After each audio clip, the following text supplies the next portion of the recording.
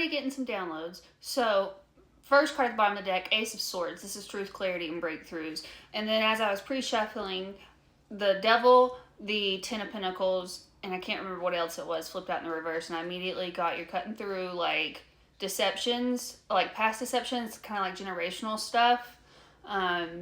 Shadow side tendencies, you're kind of releasing toxic, karmic energies from within, coming in clear thinking and pure point of views. 3-3 on the timer. A pure point of view. Interesting. So what do you need to hear? My name's Tapainga. I do tarot. This is on TikTok. Please only take it if it resonates. The Hermit card, yeah, definitely. And then throw in some cards at myself. Okay.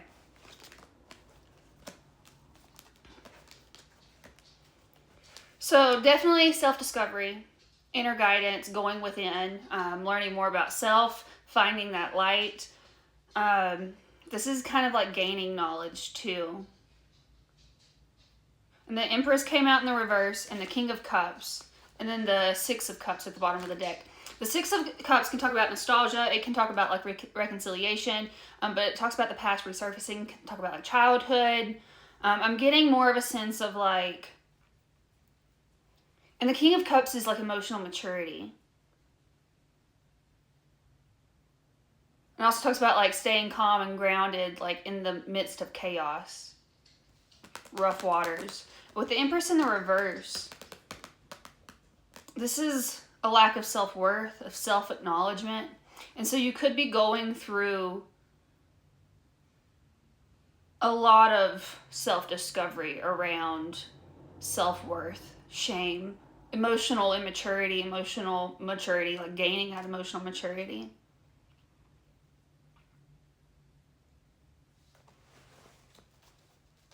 Anything else?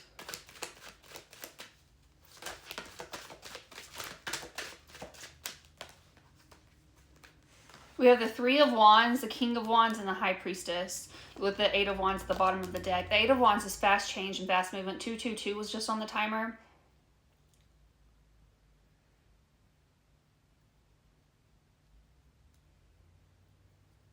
Quick movement. Progress, though. It's like propelling you forward. And the Three of Wands talks about expansion. It also talks about waiting for your ships to come in, trusting your intuition that they're on their way to you. The High Priestess is all about connecting with spirituality, your intuition, really letting your intuition guide you. And then we have the King of Wands. So we have King of Cups and King of Wands here. Water sign could be relevant, fire sign could be relevant. It doesn't have to, it's a general reading. But this is finding that power, that drive within, and going out into like, I'm hearing like the distance, which is interesting. Going the distance. And you could have had like a lot of wounded feminine energies going through like your shadow work and stuff. Gender aside, female, male, non-binary, we all have masculine, feminine qualities within ourselves.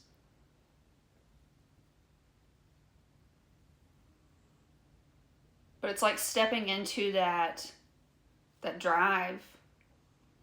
Maybe like healing that again. And I'm getting kind of like mother wound with the Empress in the reverse. So you could be healing a lot of wounds around mother, not necessarily even yours. But again, it's that self-worth, that like maternal line. Page of Cups. This can talk about dreamers, following your dream. The pages are novices of the deck, so this is a new, fresher energy. This can deal around how you perceive love. Interesting. You can talk about vulnerable conversations.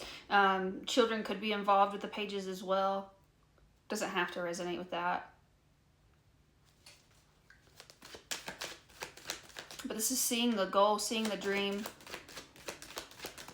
It can also be like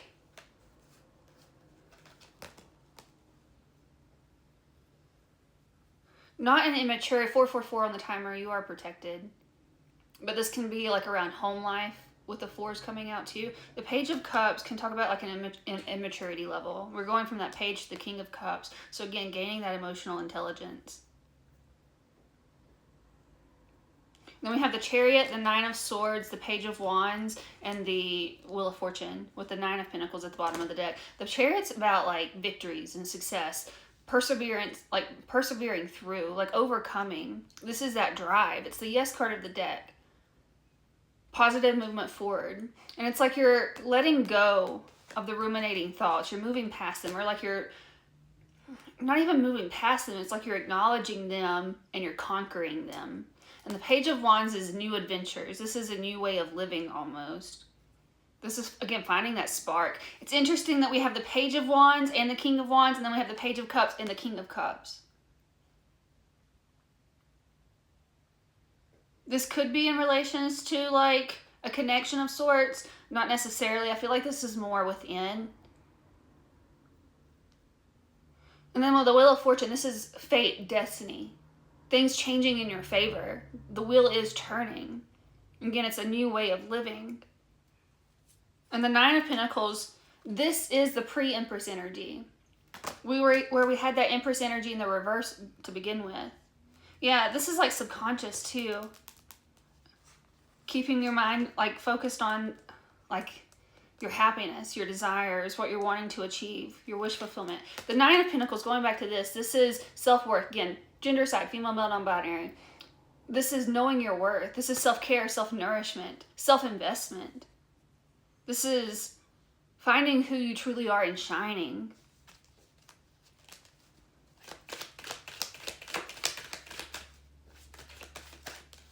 And you could have been the type of person to like overgive in past situations where it was depleting you. And that's not healthy for either side, no matter what you're giving to. Whether it's people, situations, projects, passions, whatever that is, if you're not replenishing yourself, you were just depleting yourself.